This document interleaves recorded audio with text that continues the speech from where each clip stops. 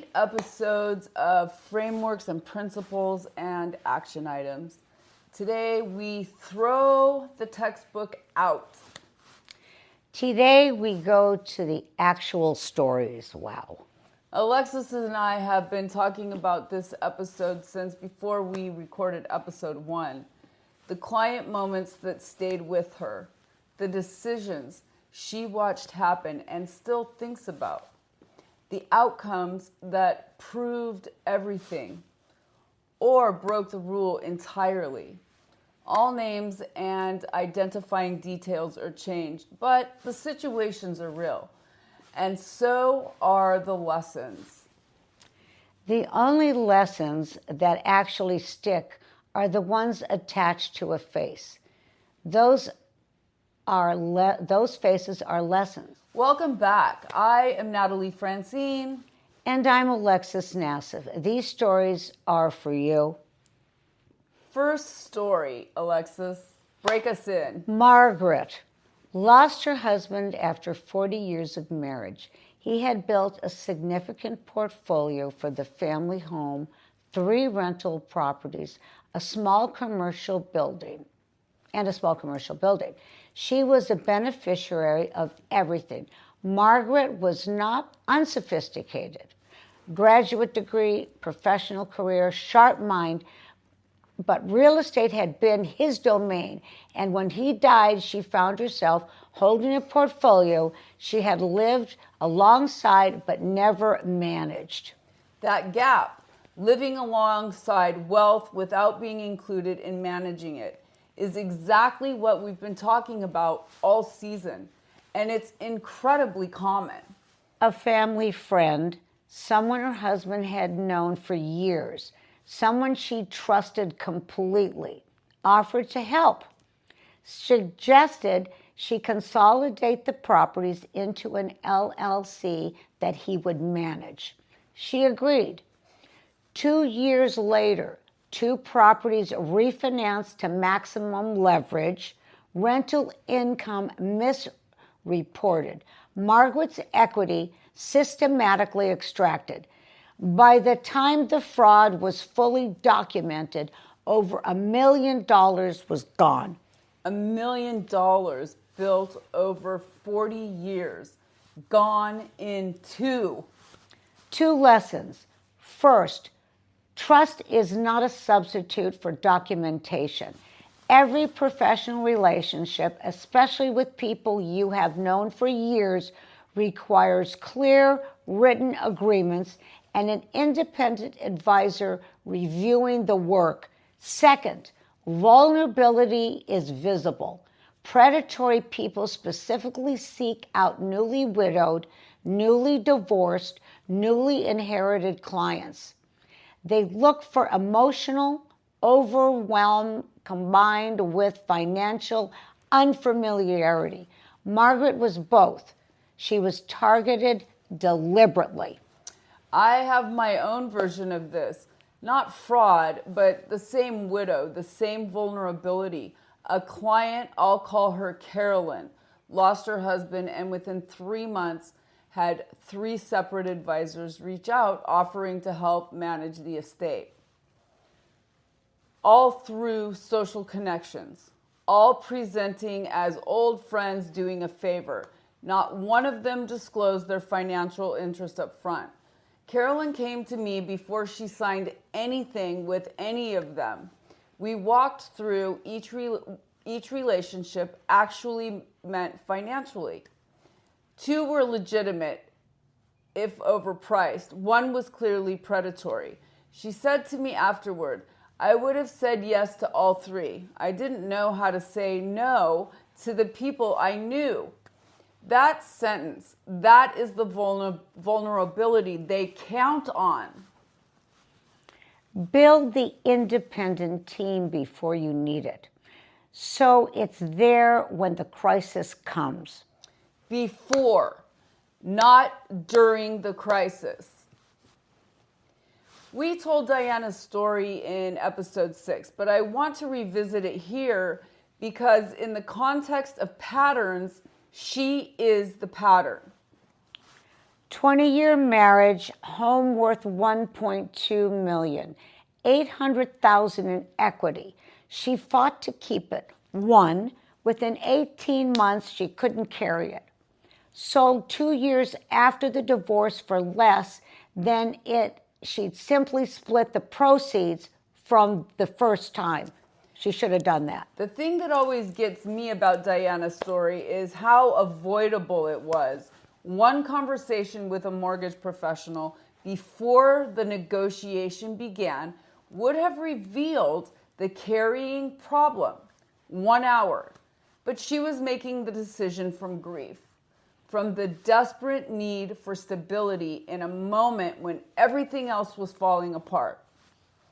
And nobody in her professional circle, not the divorce attorney, not the real estate agent, ran the actual post-divorce financial model for her. She needed 2 professionals. She had one. And the one she had was excellent at their specific job and completely blind to the adjacent problem. That is not incompetence. That is scope, which is why the team matters.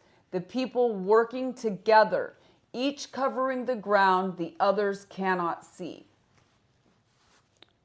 3 siblings, 2 properties, family home, lake home. Will divided everything equally. No trust, no instruction for what to do if they disagreed.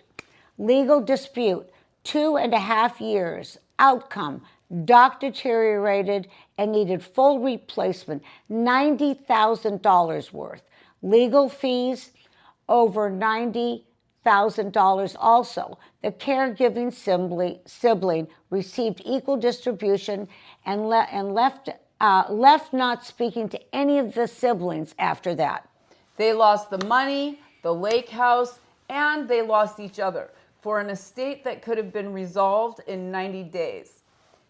What was the actual fight about? It was never about the property. It was about the decades of family dynamics landing in one place at the worst possible moment. The caregiving sibling felt unseen. The other siblings felt that the equal meant equal. Nobody was wrong, but everybody was having the real conversation either. The property was the arena. The grievance was older than the property. And this is the thing I want every listener to hear. The legal proceeding does not resolve the underlying grievance. It just adds cost and time and legal fees to it. The only thing that resolves underlying grievance is the conversation, which again has to happen before the death, not after. Okay, Alexis, first building story. Rosa, public school teacher, $64,000 a year, came to me in her early 30s wanting to buy her first investment property. 2 other agents had told her to wait. Her family thought it was too complicated. Her colleagues thought she was overextended. Let me guess, Lex, you disagreed. We found a duplex, strong rental demand. Rosa would live in one unit, rent the other. Rental income would cover most of the mortgage. She put down 8% and kept the rest in reserves. She was terrified the morning we closed. She almost didn't sign. Poor Rosa. What got Rosa across the line? I asked her what she was actually afraid of. She said, "I'm afraid I'll lose everything." I said, "You have reserves. You have a tenant covering most of your mortgage. The worst case is you sell and come out roughly even. The best case is you build the foundation your family doesn't have." She signed. Okay, and then? Second property, 4 years later. Third, 6 years after that. She retired at 62, Rental income from the portfolio exceeds her teaching salary. Her children will inherit 4 properties held in trust that she established at 55. She didn't start with capital. She started with a decision. And a professional who asked her what she was actually afraid of instead of just processing the paperwork. That matters. That is the 20-year question in action, not at the beginning of a conversation, but in the middle of a crisis of nerve. I want to put one of our stories in here because I think it belongs in this episode. Alexis was representing a seller in a probate proceeding, 3 heirs, relatively amicable, a state attorney involved. Midway through the sale, we discovered a cloud on the title, a lien from a previous transaction. It was small, under $15,000, but it was enough to complicate the closing. We had 2 options: disclose it immediately and slow the process down, or hope it surfaces in the title search at the last minute when there's more pressure to just resolve it quickly. So what did you do now? What did we do, I So should say? we disclosed it immediately. We called the estate attorney, called all 3 heirs, walked everyone through what it meant and what remediation would cost. One heir was furious, felt the delay was unnecessary, pushed back hard. There was a real moment where we felt the pressure to fold, to just agree and move on. We held our position, told him we resolve it now, transparently, with everyone's informed consent, or we find out about it in the closing when the buyers can walk and the estate has no leverage. He backed down. We resolved the lien. Closing happened 10 days later. The estate lost nothing. 3 months later, the same heir called me. His mother had passed away and he needed to sell her property. He had 3 agents to choose from, and he called us. The moment where holding your position feels most uncomfortable is almost always the moment where it matters most. This is the luxury principle from episode 3. That's right. Lived in an actual transaction. Accountability means owning the outcome even when it's inconvenient, especially when it's inconvenient. Helen, 61, recent widow, 1 rental property. Her financial advisor told her to sell simply. Take the cash, invest it in something easier. She called me. I asked her the 20-year question. She said, I want income in retirement.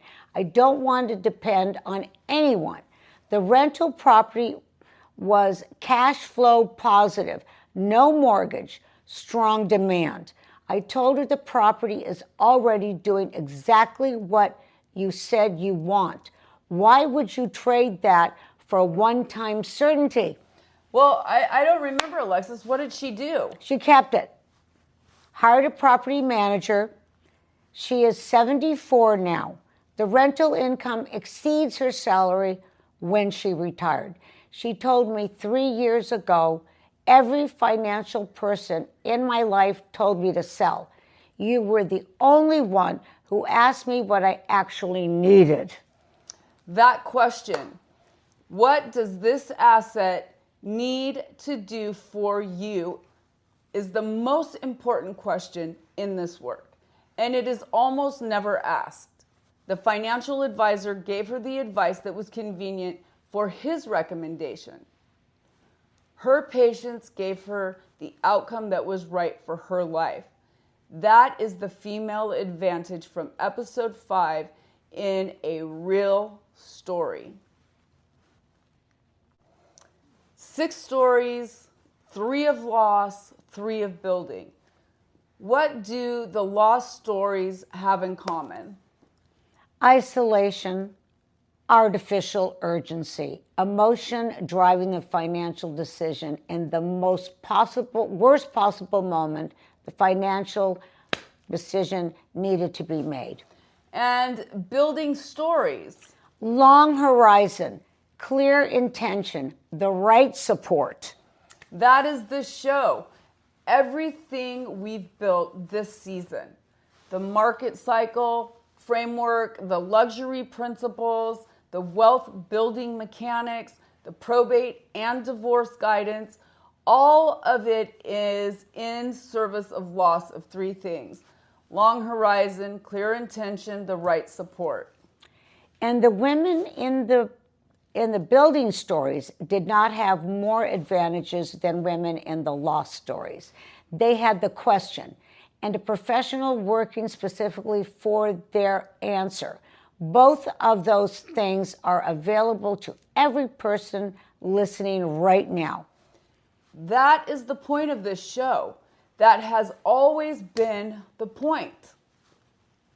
Next week, our season finale: vision, legacy, and what comes next for every woman who has listened to this season and is ready for what she came here for. I am Natalie Francinne. And I'm Alexis Nassif. Next week, I get to say something I have been wanting to say for 45 years. I'll see you then. This is Wealth, War, and Real Estate. See you next week. Or next season. No, next week. Next week. I know. 10. Episode 10. I hope you watch. Thank you for joining. See you later.